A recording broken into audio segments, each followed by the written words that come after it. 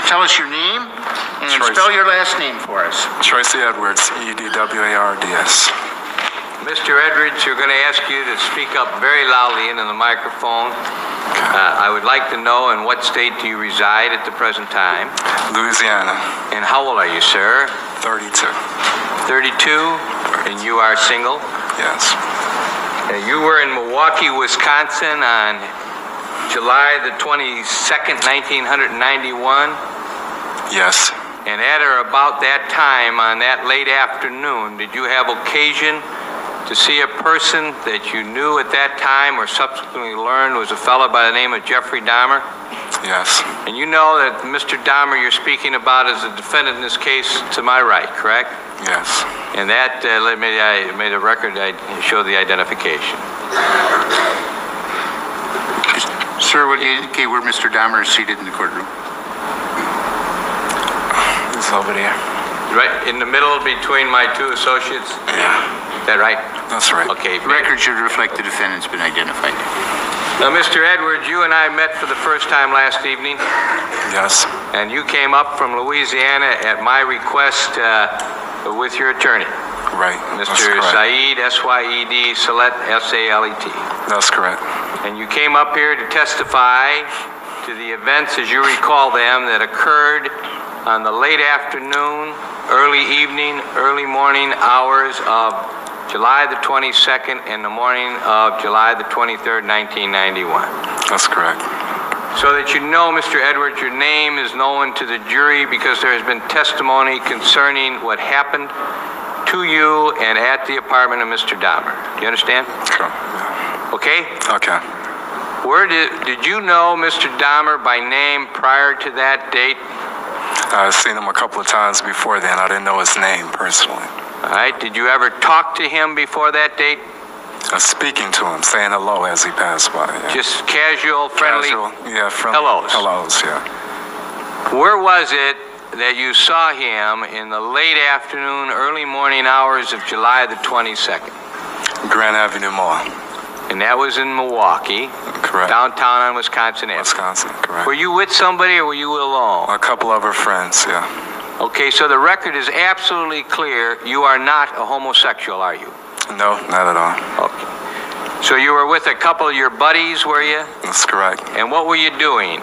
We was drinking beer, just talking, hanging out, you know. About 6 o'clock at night, was this? Yeah, about 6:15, whatever. Did you have occasion then to see Mr. Dahmer? Yeah, he approached us eventually and started talking to us, yeah. Were you three black males? Yeah, one white, two black male. Okay. So you're friends? Yeah, my best friend was white, yeah. When he came up and started talking to you, what is it that Mr. Dahmer said to you? He said he was just in the city from Chicago. He was taking care of her sick grandmother, I believe, in West Allis.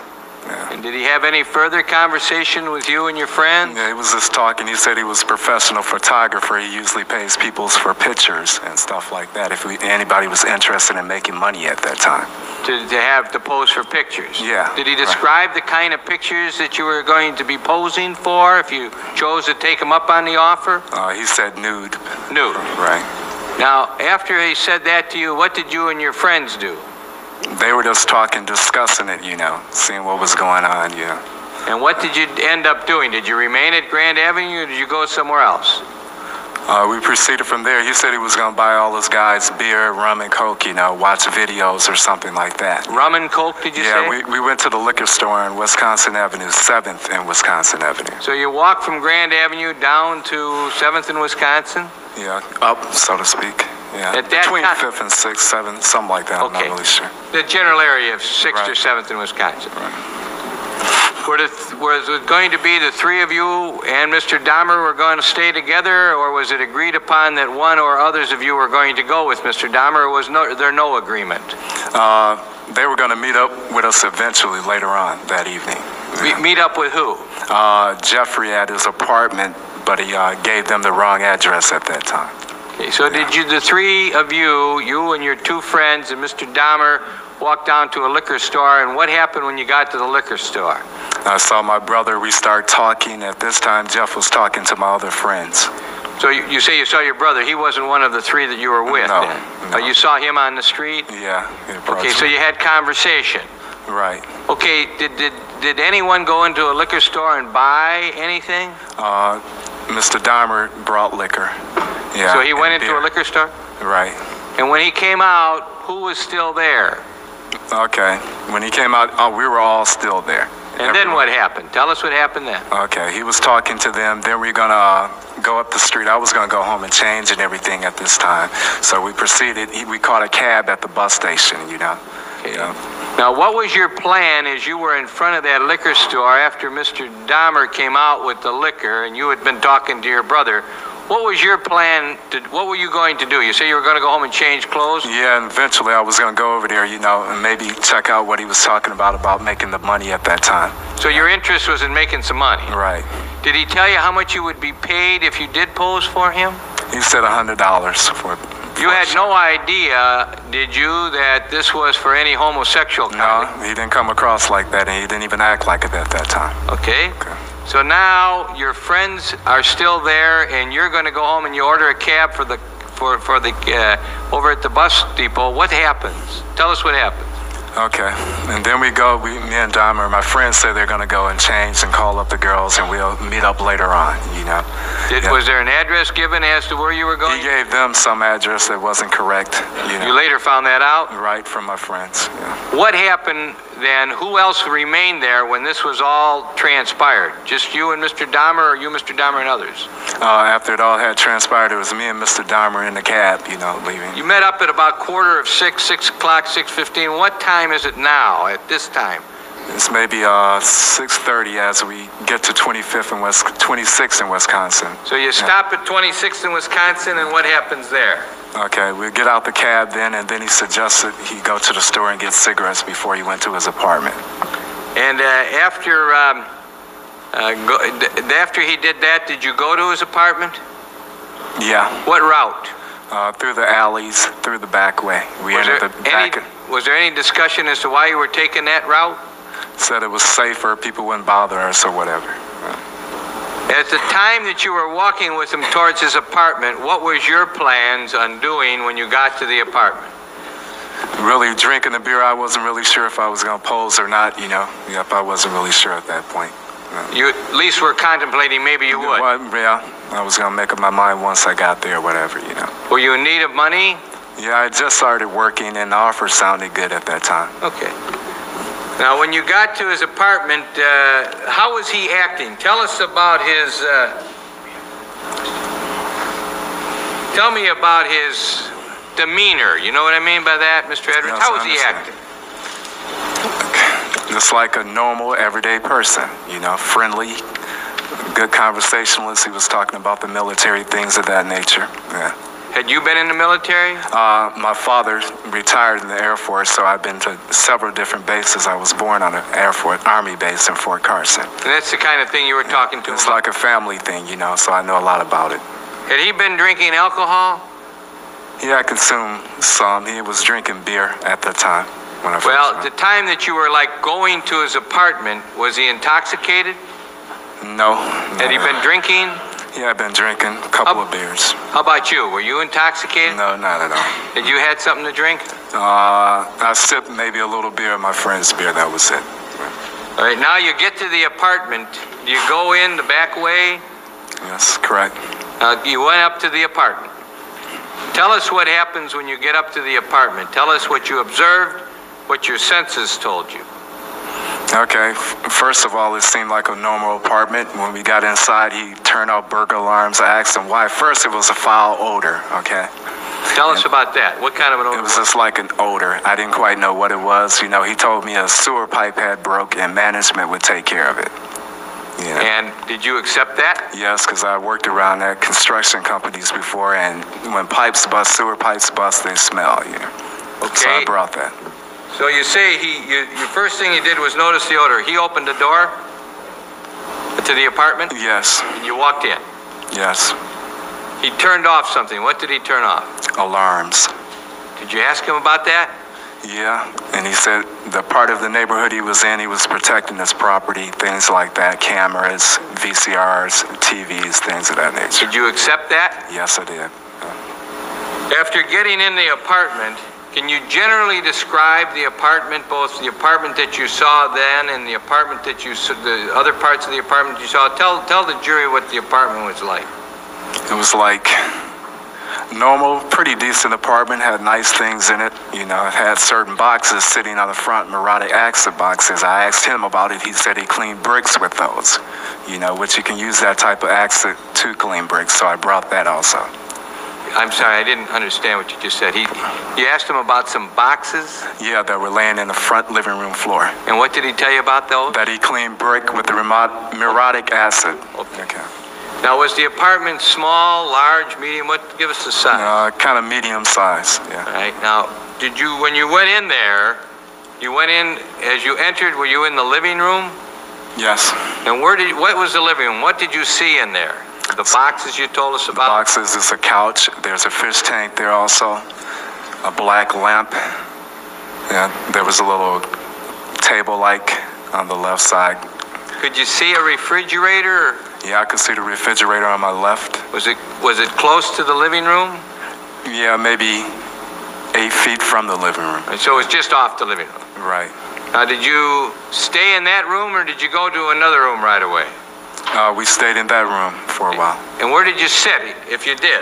Okay, at the end of the sofa like I am now, this is a sofa. I was at this end, and he was at this side. Referring to the jury, I mean, the witness box, if that were a sofa, he would be at that end. That is the end where he's seated on the witness stand, which would be the part closest to the judge. Is that right? That's correct. And where did Mr. Dahmer, what did he do? He sat like here, maybe a couple of feet from me. Not close left. to you? Maybe 2 feet. You in fear of anything at that time? Not at all. Okay, and what did the two of you do?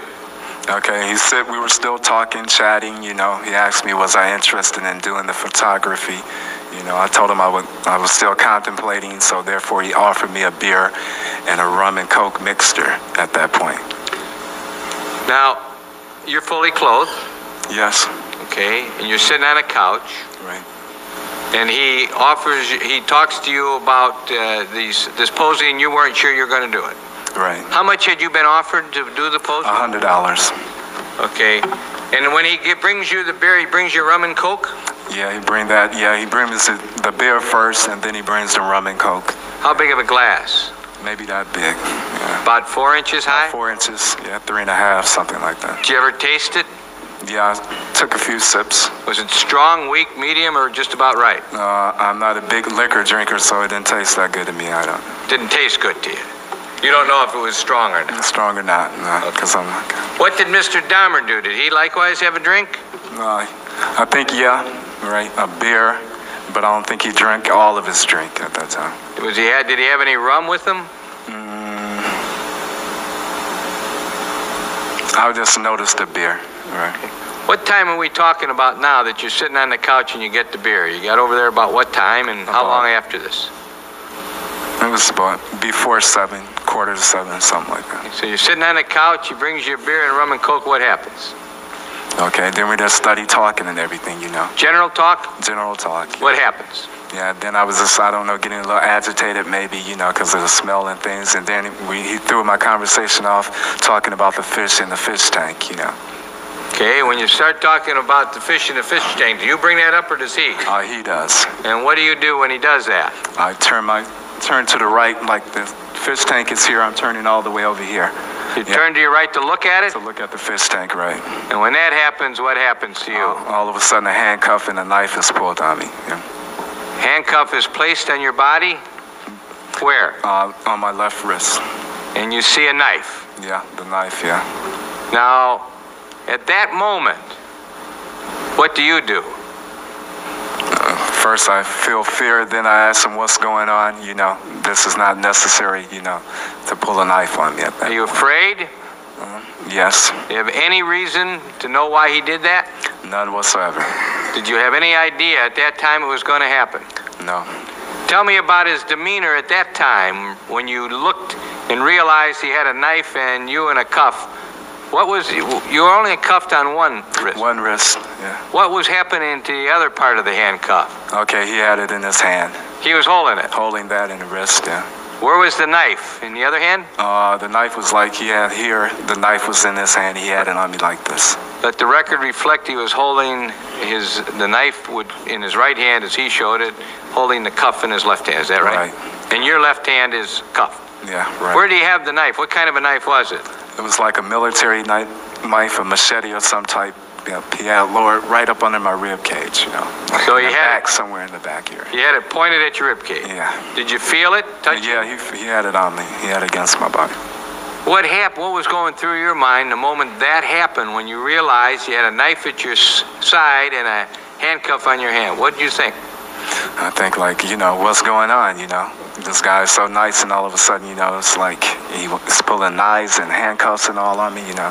What'd you do? What'd you say to him? I asked him what the problem was, you know, that it's not necessary to do this, you know. What'd he say?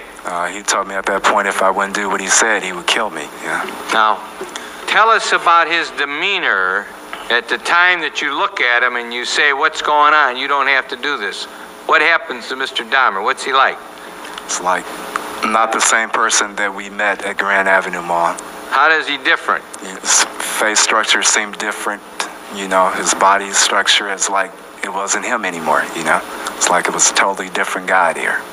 So he told you if you didn't do what he told you to do, he'd hurt you. He'd hurt me. What'd you do? What happened? Tell us what happened step by step as best you can remember. And then all of a sudden he kind of calms down, you know, and then he said he has a key in the bedroom, so we proceed to the bedroom. The key to the handcuffs? Right.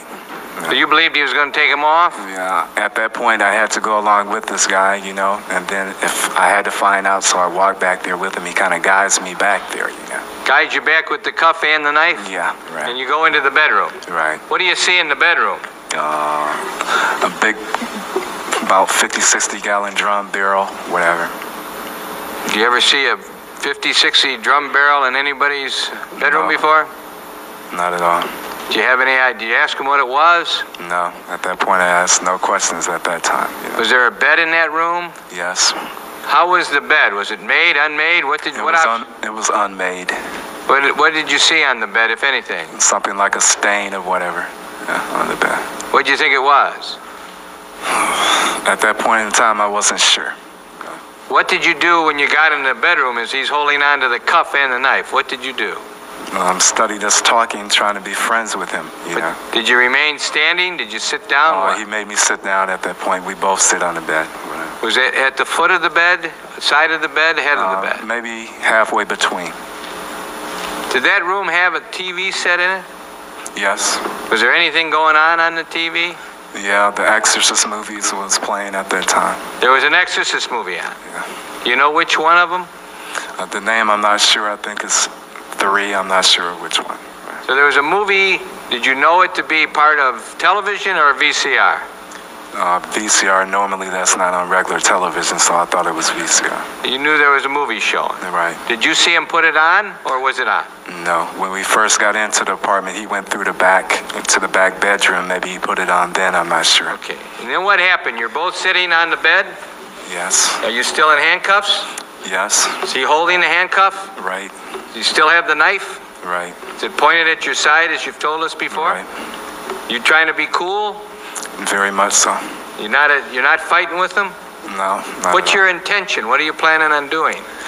Getting away. I was contemplating on at the point jumping out the window. Yep. I was basically talking with this person, trying to let him know I was his friend. Yeah. As you were sitting there on the bed, when he had you by the handcuff and a knife at your side, at that time, which would have been maybe 7 o'clock? Something like that. What impression was made upon your mind by the conduct, action, manner, expression, and conversation that you observed of Mr. Dahmer? His frame of mind is what you want to know, right? Okay, he acted. At times he would go through like different changes with me, you know. Tell us about that. 1 minute he's like nice. Then he was telling he didn't want people to leave him or abandon him. Things of this nature, you know. Yeah. Well, what did you think about him as a person? What impression was made on your mind of this fella that you're dealing with here? Yeah, that at times he wasn't himself, and then at times he was like a nice guy, you know. He would come and go different times, you know, throughout the whole time. Then he would like sit, being quiet at times, watching a movie, wanting me to watch the movie, you know, and just doing little chanting sounds, you know. Did you observe him watching the movie and how he would react to the movie? Right, he would like just start rocking back and forth when he, you know, certain parts of the movie or whatever. You have to say, what did he say, madam? It was like chanting at certain times and rocking back and forth, right? Tell us about his chanting. What was that all about? I'm not even sure, sir, but it was just like, I can't tell you the words. I couldn't understand what he was saying at that time. Can you mimic him? How it sounded? It was like a slow slur, like, some of that nature, some close like that, I'm not sure. Did it keep on for a period of time? Off and on throughout the ordeal. And how about the movement back and forth? How was that being effectuated? Just like back and forth, he would do it every now and then. You know? Just as you are rocking in Right, your chair? like this. And chanting? And chanting. Was there any parts of the movie that was going on that you saw that he said anything about? It was like the part about the preacher that used to be a preacher that had got possessed, and that it would seem like he was like interested in that part. That part had his attention more than anything. You know? So tell us about what you mean by that. What impressions were made upon your mind when this was going on as to had his attention? How did he appear to you? It appeared like it was like he wanted to mimic it or be like that part, you know, being demonized or whatever in that nature. I'm sorry, I missed Yeah, like he wanted that type of movie, that part, certain parts of that part interested him, you know. It was like he changed with it at times. Then he would get more aggressive, try to get me to handcuff myself, both hands, and he's told me it made him feel more dominant at that time. Okay, did you and he move off of the bed at any time? Yes, he wanted me to lay flat down, stomach down on the floor at that time. Did you at any time go to the bathroom, use the washroom, prior to the time that he asked you to lay down on the floor? No. All right, tell us what happened how did that happen that he told you to lay down on the floor? You know, he told me to lay down, face down, put both of my hands behind my back, because he changed again at that point, like he got more aggressive at that time. Okay, now, but tell us, did he still have the knife out? Yes, he still had the knife with him. And what did you do?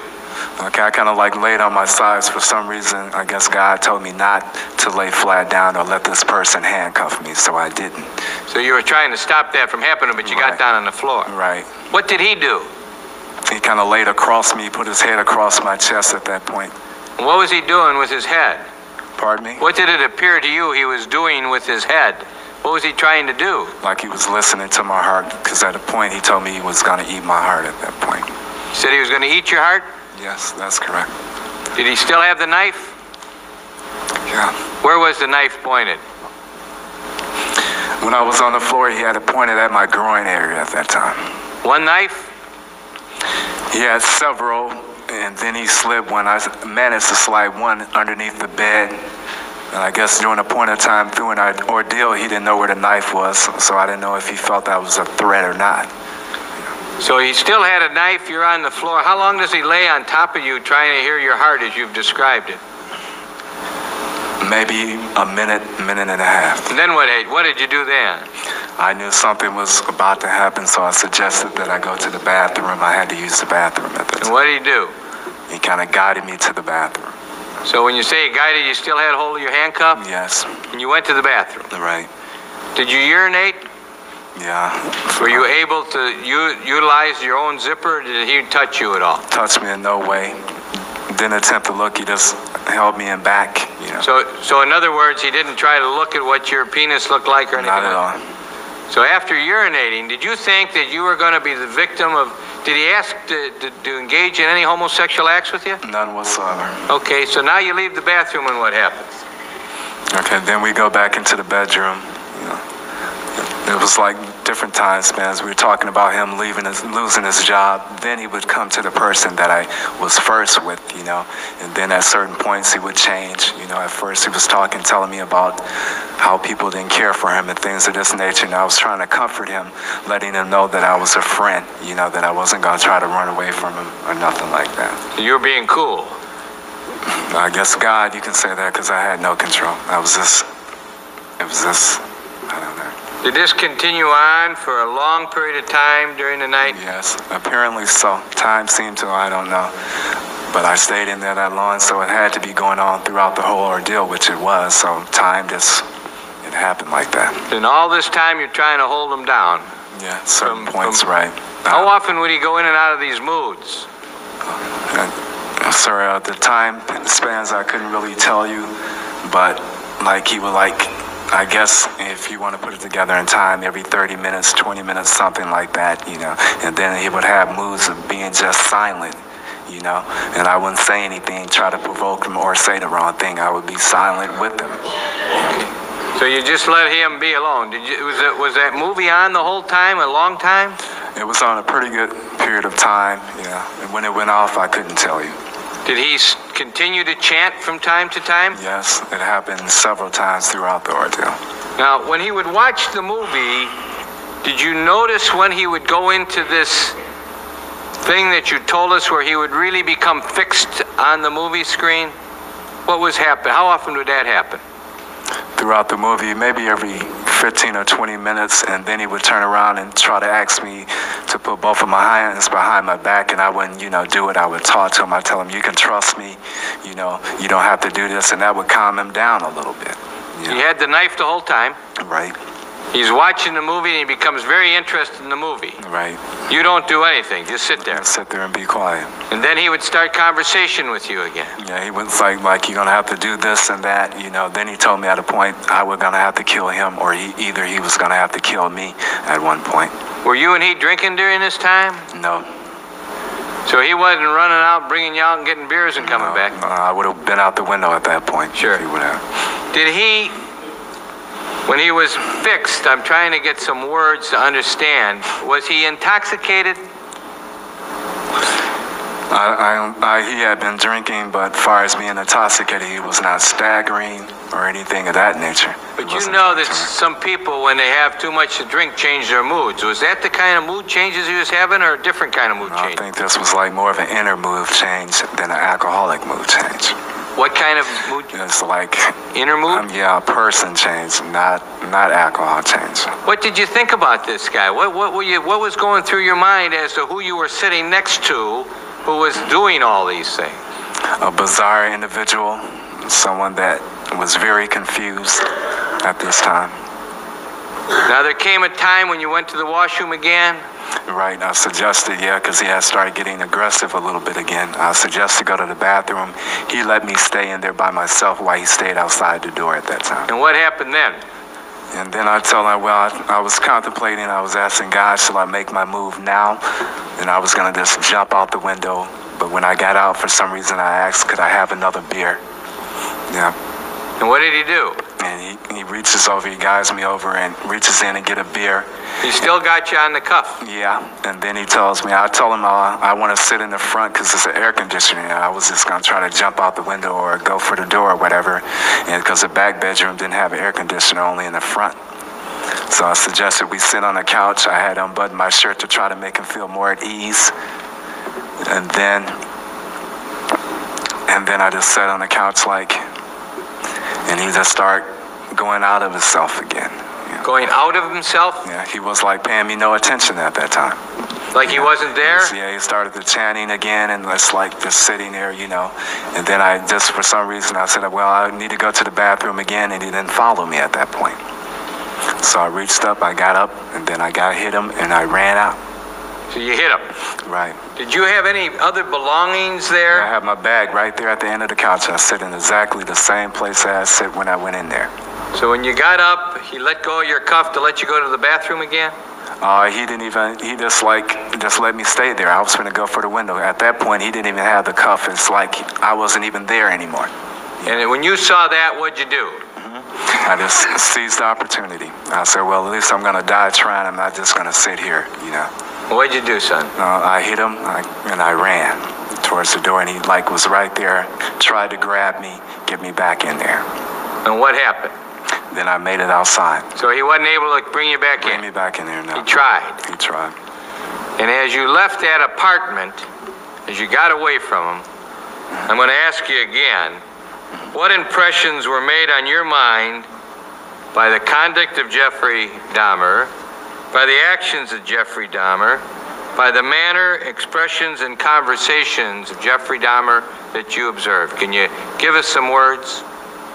It's like I told the policeman that this freak, this crazy guy, was trying to hurt me, yeah. Did you run out of the building? Yes, I did. Did you summon help? Yes. Milwaukee Police Department? That's correct. Did they come back there with you to the apartment? Right.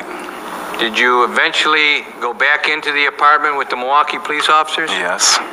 And then he was arrested? Right.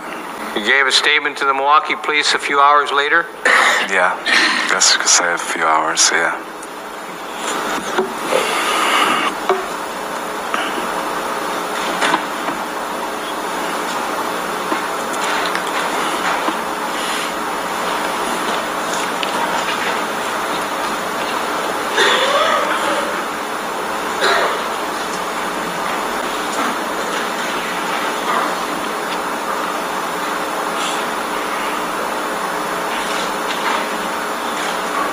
Mr. Edwards,